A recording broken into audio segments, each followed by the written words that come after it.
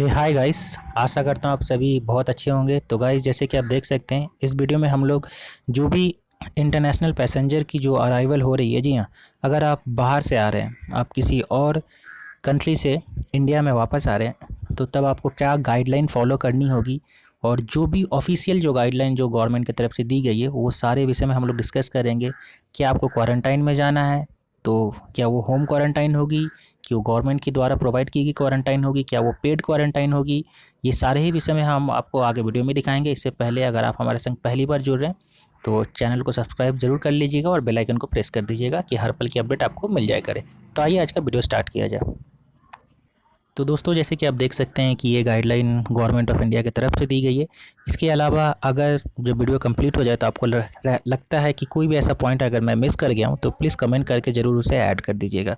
तो आइए video start किया जाए। तो जैसे आप देख सकते हैं कि ये जो गाइडलाइन है, गाइडलाइन फॉर इंटरनेशनल अराइवल, अगर आप दूसरे कंट्री से आ रहे हैं, चाहे आप बॉर्डर क्रॉस करके आ रहे हैं, चाहे आप शिप से आ रहे हैं, चाहे आप वाया प्लेन आ रहे हैं, जिस भी मूड में आ रहे हैं, आपको ये सारे ही प्रोटोकॉल फॉलो करने होंगे। तो देखिए, इसमें सबसे जो पहली पॉइंट मेंशन की गई है कि सारे ही ट्रैवलर को, जी हाँ, 14 दिन के लिए क्वारंटाइन में जानी होगी, जिसमें से 7 डेज पेड क्वारंटाइन होगा। जी हाँ, 7 डेज पेड क्वारंटाइन होगा। आपको पैसा पे करना पड़ेगा।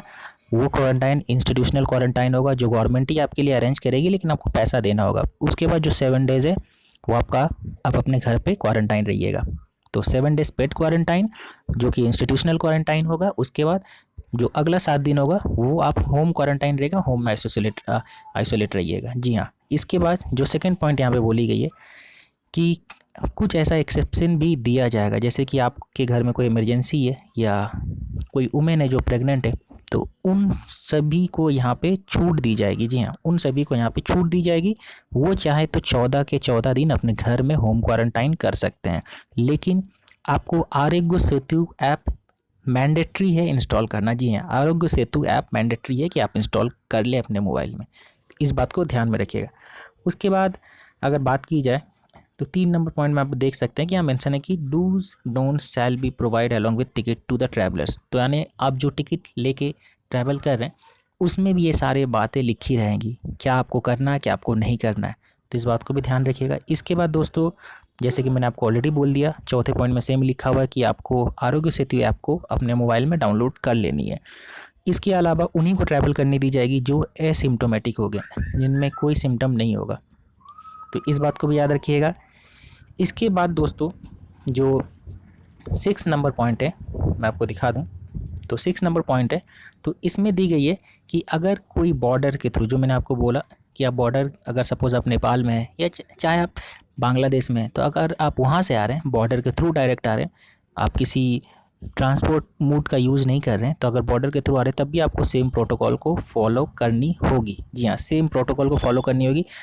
कोई भी सिम्टोमेटिक को अलाउ नहीं किया जाएगा, सिर्फ और सिर्फ जो एसिम्टोमेटिक है उनको ही अलाउ किया जाएगा। इसके अलावा अगर आप 7 नंबर पॉइंट देखें तो इम्पॉर्टेंट पॉइंट है। इस पॉइंट में बोली गई कि आपको एक सेल्फ डिक्लेरेशन देनी पड़ेगी। जी हाँ, चाहे आप बॉर्डर के थ्रू आए, चाहे आप वाया प्लेन आ रहे, चाहे आप शिप के थ्रू आ रहे, आपको सेल्फ डिक्लेरेशन देनी होगी। तो आप सबसे पहला काम कीजिएगा, सेल्फ डिक्लेरेशन की फॉर्म, आपको पता नहीं यहाँ पे क्लियर नहीं की गई है कि एयरपोर्ट में दी जाएगी कि नहीं दी जाएगी, तो बेस्ट यही होगा कि 10 जगह आपको वहाँ पे जाके ना भटकना पड़े।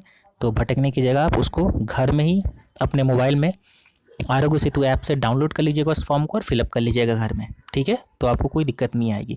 तो ये तो रही 7 नंबर पॉइंट की बात। इसके बाद दोस्तों, जो 8 नंबर पॉइंट है, तो ये आपका जो सैनिटाइजेशन, जो डिसइंफेक्शन, इन सारी चीज़ों की बात ही बोली गई है, हाइजीन मेंटेन करने का। तो ये तो रही 8 नंबर पॉइंट की बातें।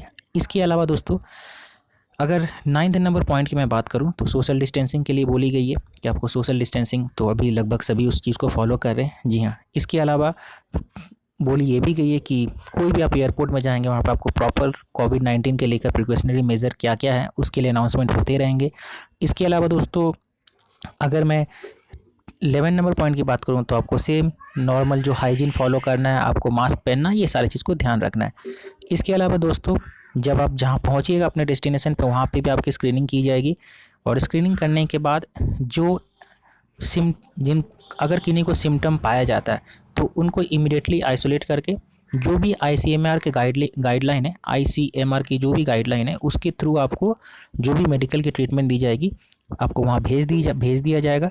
उसके अलावा जो भी जो भी एसिम्टोमेटिक है, जिनमें कोई सिम्टम नहीं पाया गया, तो जैसे मैंने आपको बोला उनको इंस्टीट्यूशनल क्वारंटाइन में भेज दिया जाएगा 7 दिनों के लिए।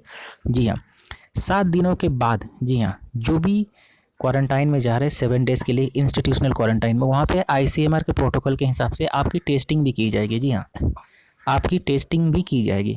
अगर आपका टेस्ट पॉजिटिव आता है, पॉजिटिव आने के बाद भी अगर आपका जो सिम्टम है माइल्ड है, आप पॉजिटिव है लेकिन माइल्ड है, तो उस केस में आपको होम आइसोलेशन के लिए अलाउ किया जाएगा। चाहे आप होम आइसोलेट हो सकते हैं, अगर आप होम आइसोलेशन नहीं चाहते हैं तो आप कोविड केयर सेंटर भी जा सकते हैं, बोथ पब्लिक एंड प्राइवेट। ठीक है, आप गवर्नमेंट के भी यूज़ कर सकते हैं, आप चाहे तो प्राइवेट फैसिलिटी भी ले सकते हैं। लेकिन अगर आपका सिम्टम, जी हाँ, मॉडरेट या सीवियर रहता है, उस केस में आपको कोविड हेल्थ हॉस्पिटल में भेज दिया जाएगा। जी हाँ, उस केसेस में आपको कोविड हॉस्पिटल में भेज दिया जाएगा। अगर आप पॉजिटिव अगर आप पॉजिटिव नहीं पाए जाते हैं तो उस केस में आपको घर पे 7 दिनों के लिए होम क्वारंटाइन के लिए भेज दिया जाएगा। तो ये तो रही सारी बातें। इसके अलावा दोस्तों, अगर आप घर पे जाते हैं, अगर आपको कोई सिम्टम डेवलप करता है तो आप 1075 पे कांटेक्ट कर लीजिएगा। तो ये तो रही सारी डिटेल्स जो गाइडलाइन में दी गई। इसके अलावा कोई स्टेट चाहे, जिस स्टेट में आप जा रहे हैं इंडिया के, वो स्टेट चाहे तो अलग से भी कुछ रूल सेट कर सकते हैं, ये सेंट्रल गवर्नमेंट का बोलना है। तो ये सारी बातें इस गाइडलाइन में दी गई है। इसके अलावा कोई भी डाउट आपके मन में रह गया हो तो कमेंट करके पूछ लीजिएगा। कोई सजेशन हो तो वो भी ज़रूर बताइएगा। थैंक्स फॉर वॉचिंग दोस्तों।